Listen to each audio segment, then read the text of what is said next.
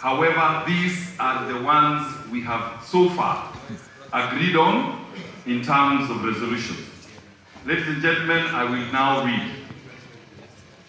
We, the stakeholders of the Kenya's creative industry, convened at the Kenya National Theatre, Nairobi on 28th of November 2022 to discuss matters concerning the creative economy and resolved as follows. 1. On the management of collective management organizations, that is CMOs. A. That the Kenya Copyright Board will only issue operating licenses to collective management organizations that comply with the Copyright Act number 12 of 2001 and reviewed in the year 2022. B. That the issuance of an operating license to CMOs be on a competitive basis in line with the international best practice. C.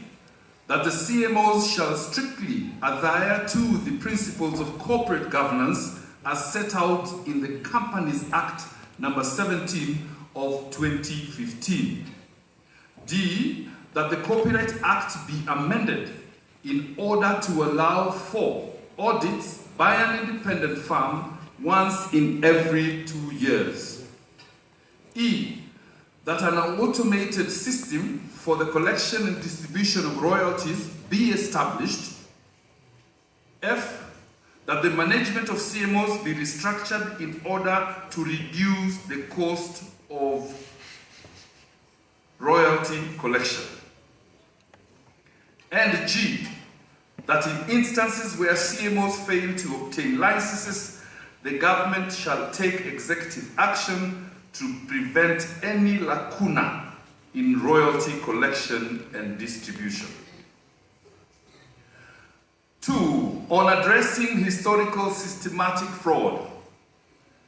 A. That all individuals and institutions that oversee the loss of funds received from foreign CMOs such as PRS, London, Google, Orchards, Africha, Capasso, and any other platforms on behalf of artists be held liable for the losses incurred. And B. That all staff and board of directors of CMOs that oversaw the loss of funds, mismanagement, and misuse of funds and assets be held liable. 3. On efficient royalty collection. A. That the Communication Authority, National Transport and Safety Authority, and county governments will assist in easing the collection of royalties. 4. On fair pay for music exploitation.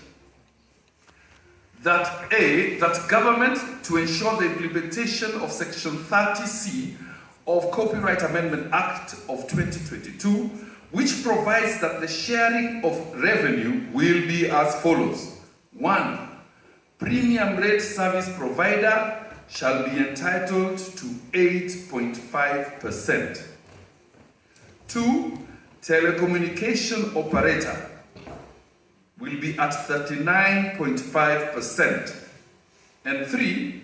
The artist or owner of the copyright shall be entitled to no less than 52% of the revenue. And additionally, the telecommunication operator is expected to remit directly to the artist or the owner of the copyright of the ringback tone net revenue share allocated to them. B.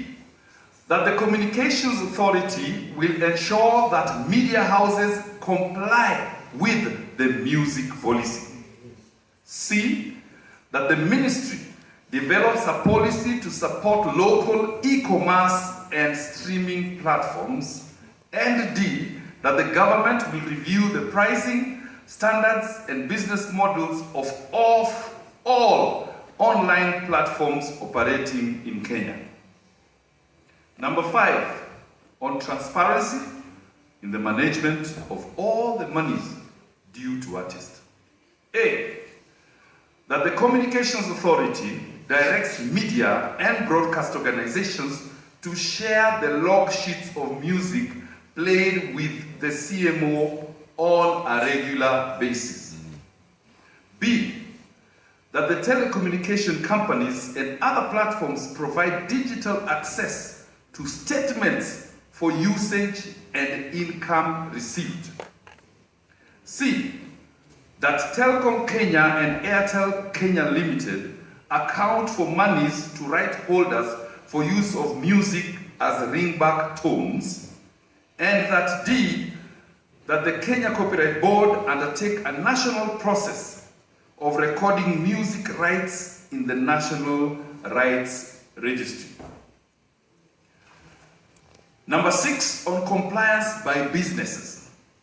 A, that the Communication Authority of Kenya and the National Transport and Safety Authority facilitate the collection of royalties before issuing licenses to media stations and public service vehicles. And B, that businesses associations shall offer support in royalty collection. Number 7, on collection of ringback tones.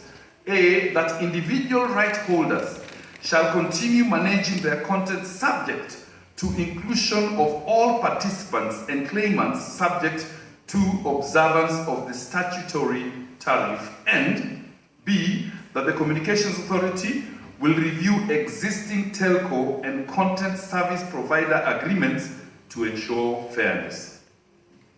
Number 8, on the overall creative industry.